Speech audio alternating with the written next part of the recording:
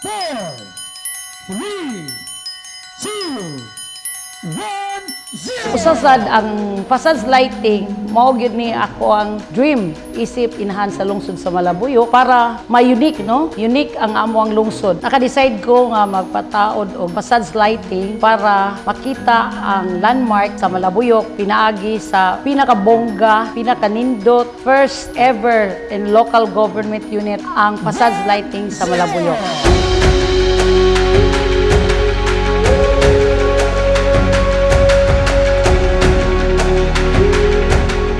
Proud ninyo nga ang inyong pagsuporta nako dili mo magmahay kutob sa akong mahimo, kutob sa among makaya, amo yung ihatag ang kaayuhan o kalinaw o kauswagan sa atong lungsod.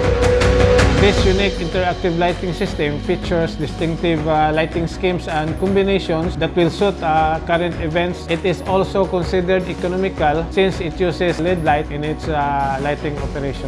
This project intends to enhance the aesthetic values in our town and to grant the place a new urban identity that brings positive mental image and feeling to each tourist, visitor, passerby, and of course to each Malabuyocanon. This is a milestone for the municipality of Malabuyo because the People's Palace will be seen by everyone who are passing by the town, and it can spark their interest to visit and see what Malabuyok has to offer. Ang Malabuyok, hapsay na kayo. Aduna day dako kay usaban ang Malabuyok. Kada kilid, gibutangan nagsuga. So nindot na kaisanan. Ug ang mga tao nga maari diri, dili na gyud maulaw, dili na po sila maghadlok nga moari diri sa panahon sa kagabion kay ngano man aduna nay suga. We thank Mayor Erlinda Piedad for her leadership that led us to this world-class, dynamic, color-changing architectural lighting systems as provided by Philips.